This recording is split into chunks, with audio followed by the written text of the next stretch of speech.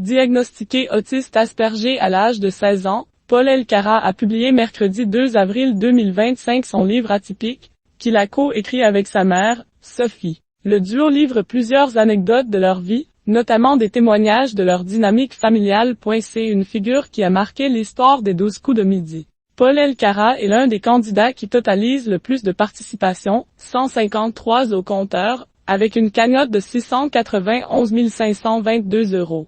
Mercredi 2 avril 2025, Paul et sa mère, Sophie Elkarat, ont publié Atypique, aux éditions HarperCollins, un livre sur l'autisme du candidat.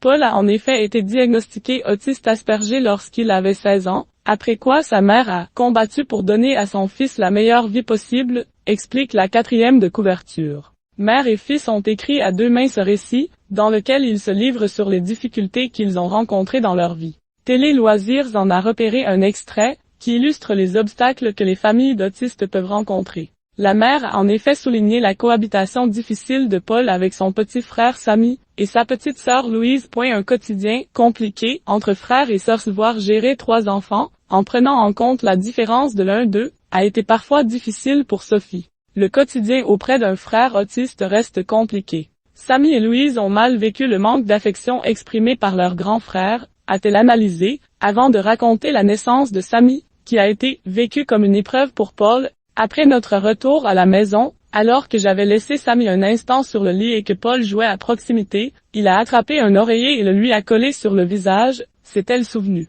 Plus tard, le second fil de Sophie exprimera sa souffrance, face à l'apparente froideur de son frère. Paul Elkarat exprimait effectivement son affection différemment des autres, pas de bisous, pas de paroles gentilles, juste un coup de tête sur l'épaule, a expliqué sa mère. Afin de ne pas être trop à part des autres, Paul a copié un geste en particulier. J'ai quand même appris à faire la bise, et ça m'évite de trop passer pour un mec fier et distant, a-t-il confié. Pour ses proches, ce sera plutôt des tapotes sur la tête, comme je ferais à un petit chien ou un petit chat, un livre témoignage, dans le but de donner des clés précieuses aux neurotypiques pour mieux comprendre l'autisme.